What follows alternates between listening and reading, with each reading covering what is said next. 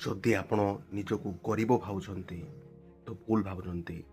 ଯଦି ଆପଣ ମିଡ଼ିଲ୍ କ୍ଲାସ୍ରେ ଅଛନ୍ତି, ଇନକମ୍ ଭଲ ଅଛି, EMI ଆସୁଛି, ଫିର୍ ବି ନିଜ ଡ୍ରିମ୍ ଲାଇଫ୍କୁ ବଞ୍ଚି ପାରୁନାହାନ୍ତି ବୋଲି ରିଗ୍ରେଟ୍ କରୁଛନ୍ତି, ତ ଏ ଭିଡ଼ିଓ ଆପଣଙ୍କ ପାଇଁ।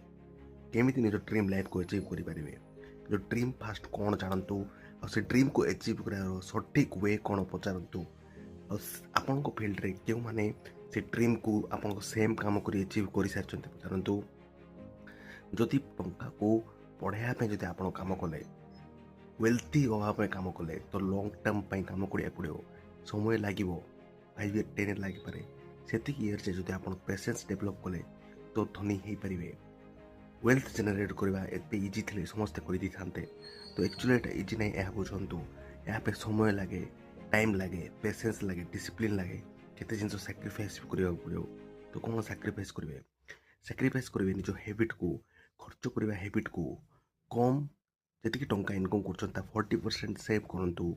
ସେଭ୍ କରିକି ତାପରେ କ'ଣ କରିବେ, ତା ଗୋଲ୍ଡ କଏନ୍ କିଣିବେ, ବଡ଼ ବଡ଼ ଏସେଟ୍ କିଣିବେ। ଟଙ୍କାର ଭ୍ୟାଲ୍ୟୁ ଡେଲି ଡାଉନ୍ ହେଇଯାଉଛି, ତ ଯଦି ଆପଣ କଏନ୍ କିଣିବେ, ଜମି କିଣିବେ, ତ ତା ଭ୍ୟାଲ୍ୟୁ ବଢ଼ିଯିବ। ତାହା ପାଇଁ ସାକ୍ରିଫାଇସ୍ କରିବାକୁ ପଡ଼ିବ। ତାହା ପାଇଁ ଟଙ୍କା ଅଧିକ ଅର୍ଣ୍ଣିଂ କରିବା ପାଇଁ 40% ସେଭ୍ କରିବାକୁ ପଡ଼ିବ। ଯଦି 40% ସେଭ୍ କଲେ ତ ଚଳିବା ପାଇଁ କଷ୍ଟ ହେବ, ତ ଟଙ୍କା ଅଧିକ ଅର୍ଣ୍ଣିଂ କରିବା ପାଇଁ ବାଧ୍ୟ ହୋଇଯିବେ। ତ ଧୀରେ ଧୀରେ ଆପଣ ଇନକମ୍ ବି ବଢ଼ିବାରେ ଚାଲିବ। ଏଭଳି ଭିଡ଼ିଓ ଦେଖିଲା ପରେ ଆପଣଙ୍କ ଜୀବନରେ ପରିବର୍ତ୍ତନ ଆସିବ ହିଁ ଆସିବ। ଯଦି ଭଲ ଲାଗିଲା ସବସ୍କ୍ରାଇବ୍, ସେୟାର, ଲାଇକ୍, କମେଣ୍ଟ କରନ୍ତୁ। ମୁଁ ଆଉ ପାର୍ଟ 2 ବନେଇବି, କେମିତି ମିଡ଼ିଲ୍ କ୍ଲାସ୍ରୁ ଧନୀ ହେବେ। ଆଉ ବହୁତ ସାରା ଭିଡ଼ିଓ ବନେଇ ସାରିଛି, ଆପଣ ଦେଖିପାରିବେ। ଆଉ ଭଲ ଲାଗିଲେ କମେଣ୍ଟ ଲେଖନ୍ତୁ ଭଲ ଲାଗିଲା ବୋଲି।